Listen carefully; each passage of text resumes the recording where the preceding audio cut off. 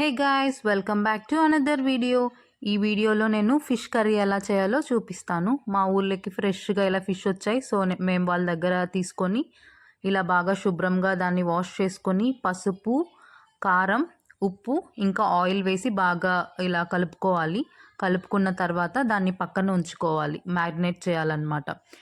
ఇంకా మనం ఏం చేయాలంటే దీనికి చింతపండు కూడా నానబెట్టుకోవాలి. చింతపండు మనం వాటర్ వేసి నానబెట్టుకుంటే దానిలో బాగా మనకి ఆ పులుపు అనేది బాగా వస్తుందన్నమాట, గుజ్జు.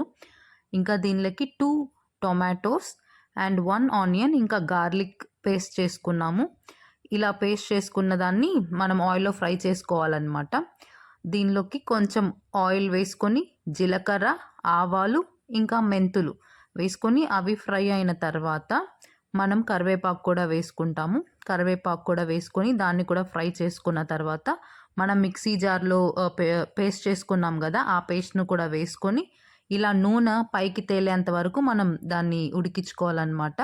తర్వాత ధనియాల పొడి ఇంకా కారం వేసుకొని మనం చింతపండు పక్కన తీసి పెట్టుకున్నాం కదా, దాన్ని పులుసు తీసుకొని బాగా బాయిల్ చేసుకోవాలి వాటర్లో. అది బాయిల్ అయిన తర్వాత మనం ఉప్పు కూడా చూసుకొని వేసుకోవాలి. బాయిల్ అయిన తర్వాత ఈ ఫిషెస్ని వేసుకోవాలి.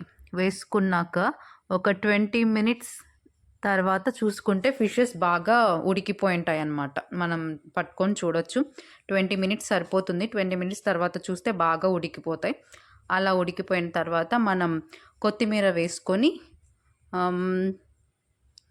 ఇంకా దించేసుకోవాలి. అంతే. ఈ వీడియో నా ఫోన్లో ఎప్పటి నుంచో ఉంది, ఈరోజు పోస్ట్ చేస్తున్నాను. Please do subscribe for more such videos. Thank you for watching.